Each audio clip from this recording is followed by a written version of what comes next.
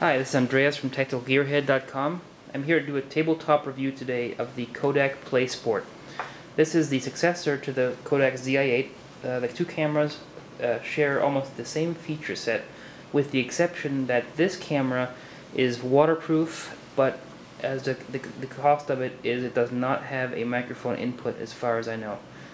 There is something that looks like a microphone input, but from what I can tell when I've seen on YouTube, that is not actually a microphone input. I'm too cheap to buy a microphone to test it with, so we'll find out. Anyway, outside features of the camera. It's a rubberized back, very rugged camera. You can get it in a variety of different face colors here. It comes with a little hole in the front here. You kind of see that for putting a lanyard or something like that through. So you can just hang the camera around your neck. Again, it's waterproof and very rugged, so you really don't need a case of any kind for it. I'm planning on taking this on a canoeing trip next week. We'll see how that goes. Interfaces to the camera. The camera has slots on both sides.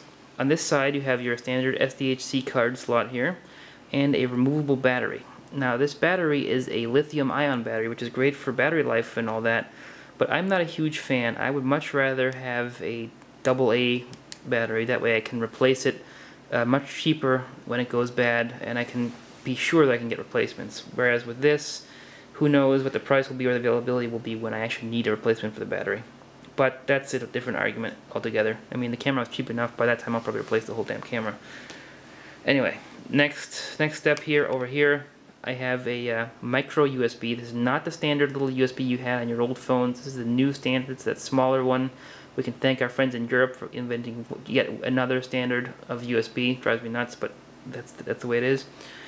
You also have your little HDMI input over here, output, and this is so you can watch your videos on a big screen TV without needing a computer to intervene. That works fairly well too. Now, as for the functionality of the camera, turns on the side over here, takes a second to come on, and then it's on. It remembers the last mode you were in. In this case, the last mode I was in was 720p, 60 frame per second mode.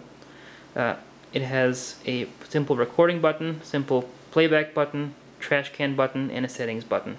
Can't get any simpler than that. By default, when you turn it on, it's ready to record. You just press the button, it chirps, you're recording. Press it again, chirps again, you're done recording. It's that simple. Now the modes. It has a 720p, 60 frame per second mode. That's my personal favorite. This one has two benefits. I can pan and scan. I can film my 3-month-old son. He moves kind of fast, so the quality of the resulting images is buttery smooth. You really can't get any better than that. And also the field of vision is wider than on the 1080p. On the 1080p, the image quality is sharper, it's nicer, but as soon as I try to pan it at all, it gets jerky. And so 1080p really is kind of a tripod mode in my opinion.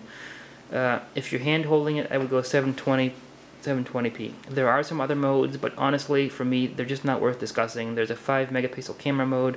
There's some lower definition modes. I really don't care. I bought it for high definition.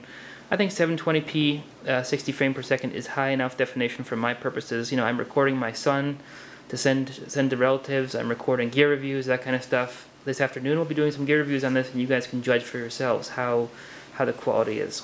I bought it from Amazon. It was fairly reasonably priced.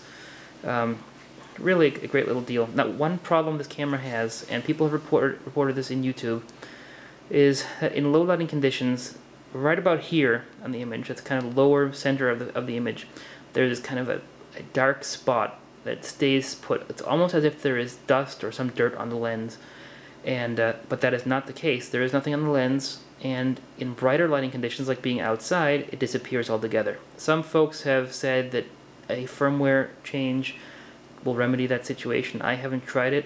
Again, for my purposes, I'm not really that picky. I don't care. I do most of my filming outdoors, so I never really noticed it that much. But I still think it's a decent value on a camera. There might be better things out there, but as far as waterproof goes, and cheap, and HD, and portable, this right now is the way to go. Thank you, and this has been Andreas from TechnicalGearhead.com.